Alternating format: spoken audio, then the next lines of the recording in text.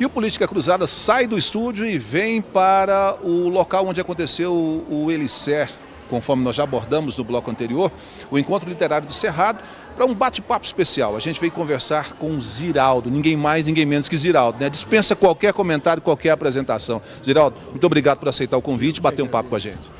Rapaz, vamos conversar. Aliás, o que eu tenho feito agora, esses dias aqui nessa Feira do Livro, é conversar. Eu falo do Pacaembu. Isso é bom.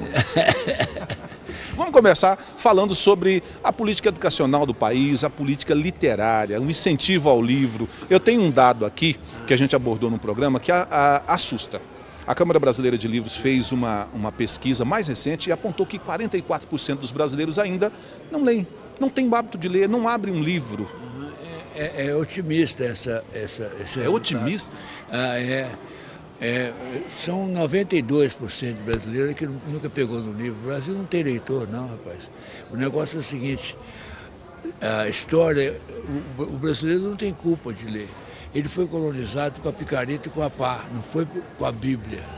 Os países do norte da Europa, principalmente os Estados Unidos, quem baixou lá foram os huguenotes, foram os reformistas, entendeu? Chegaram nos Estados Unidos com a Bíblia na mão e invadiram os Estados Unidos, aquele território imenso, com a Bíblia, entendeu? E só foram parados quando chegaram nas Montanhas Rochosas. Quer dizer, andaram muito mais da metade do caminho, eles andaram com a Bíblia na mão. Agora, aqui no Brasil, eles chegaram com a pá e a picareta, já deram de cara com a Serra do Mar, até demoraram 300 anos para atravessar a Serra do Mar. O Brasil só tem 200 anos, entendeu? Isso aqui era uma empresa portuguesa que não deixava a gente fabricar nem sabão e não deixava os navios. No ginásio você aprendia a comemorar o dia da abertura dos portos. Ninguém explicava para a gente o que era isso. É que os portos do Brasil, essa costa toda, não podia navio nenhum entrar, atracar aqui. Então, o Dom João VI chegou aqui e abriu os portos. E é uma comemoração, abriu os portos do país. O país já tinha sido descoberto há 300 anos e você não podia portar aqui no Brasil.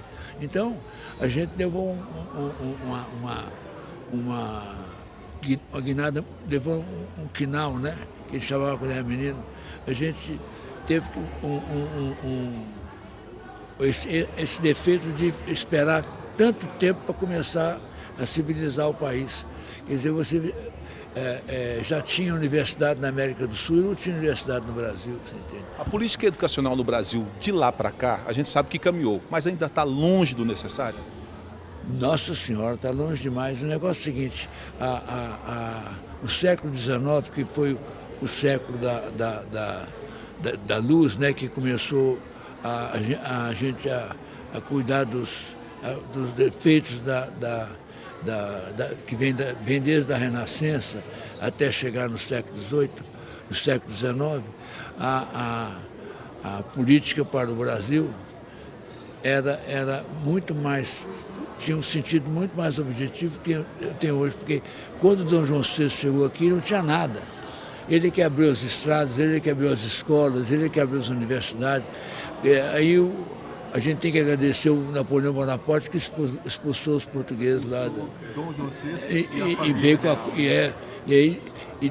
e a família real, todo mundo conhece essa história. Então, em 1808 é que começa a história do Brasil. Então nós somos um país muito jovem agora, somos um milagre, com toda essa corrupção que está aí, com toda essa a surpresa que o povo está tendo com essa raça que está dominando o poder aqui no Brasil hoje. Tem que avisar para o povo que nós já sabemos disso há muitos anos.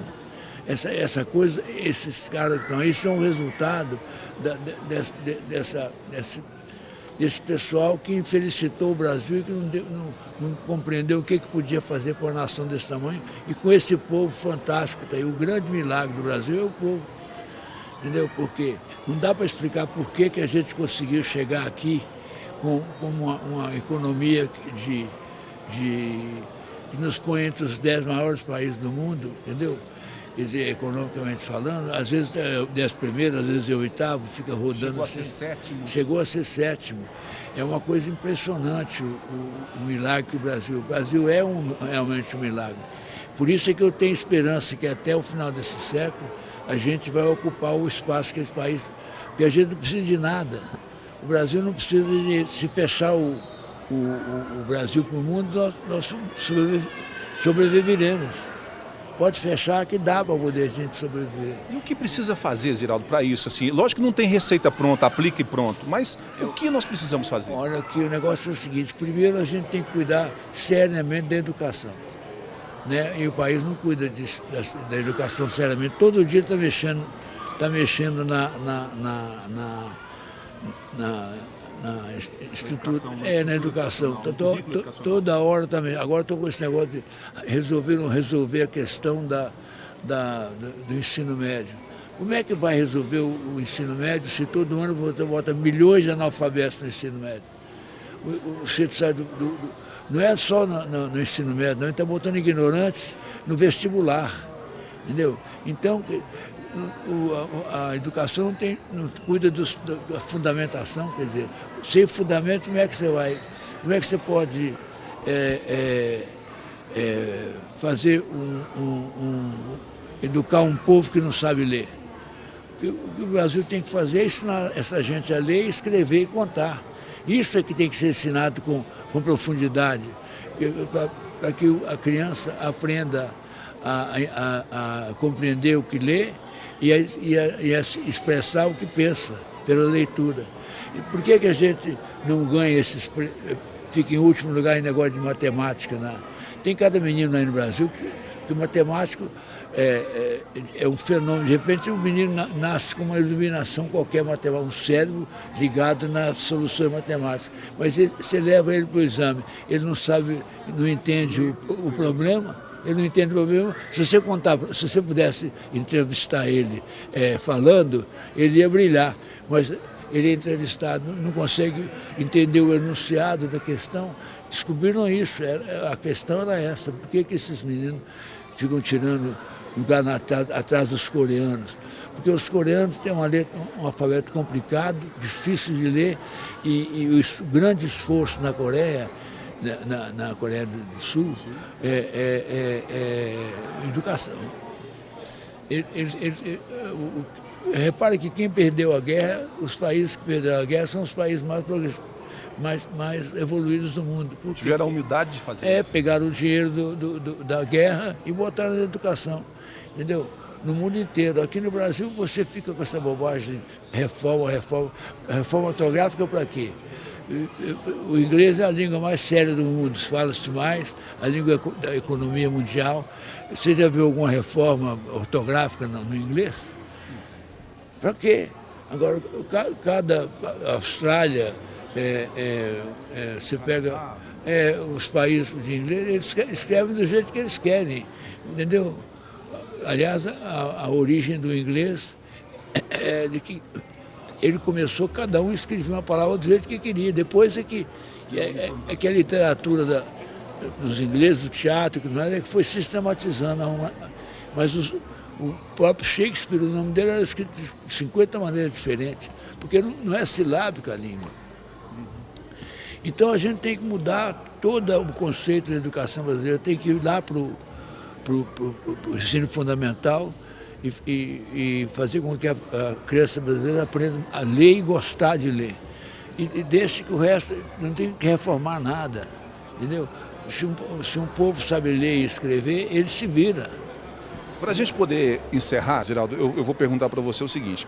No contexto político hoje, todas essas denúncias, todos esses partidos, numa operação que já tem aí no mínimo 200 políticos envolvidos, você militou lá contra o regime militar, brigou muito na abertura política, viu o país ser redemocratizado.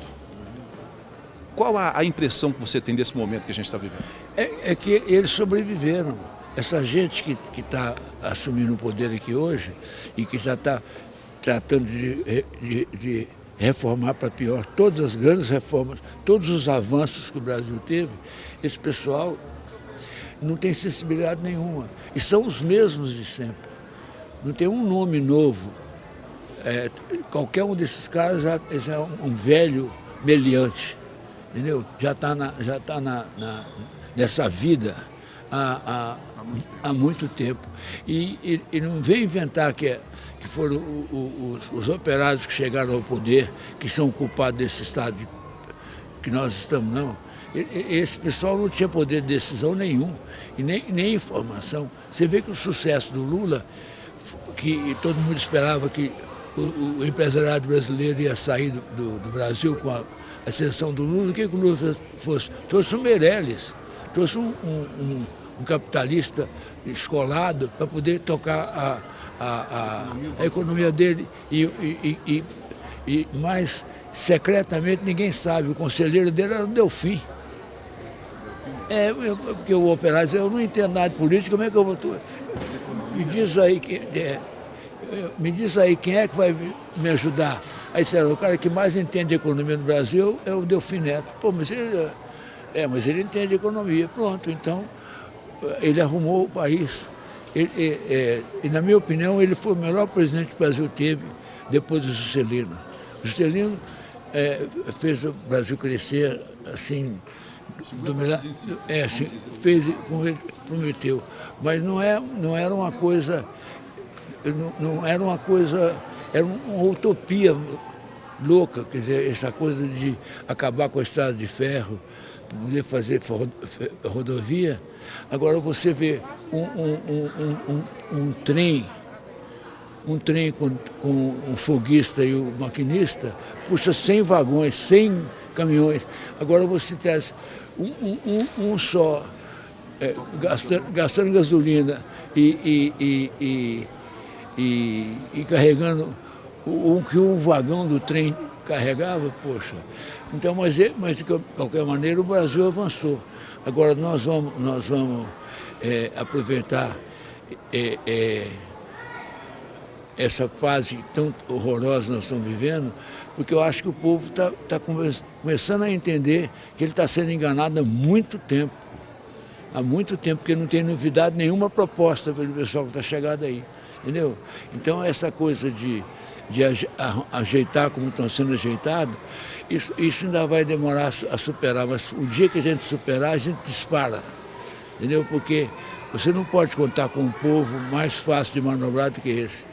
Quando houver gente com boa vontade e sem querer sacanear a gente, pode contar com a colaboração do povo, porque vai ter um povo dócil, capaz de obedecer e levar as coisas pelo melhor caminho. Mas isso vai demorar um pouco, mas não vai. Eu não tenho a esperança perdida, não.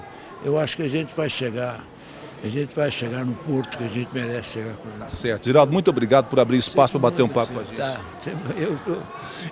Eu estou meio gago porque eu estou morto de cansado, mas fora disso tudo bem. Tá ótimo. Gente, assim nós encerramos o Política Cruzada dessa semana. A gente volta na semana que vem. Eu espero que você tenha gostado do bate-papo, do programa de hoje de modo geral. Na semana que vem a gente se encontra para mais um programa, mais um assunto interessante. Até lá.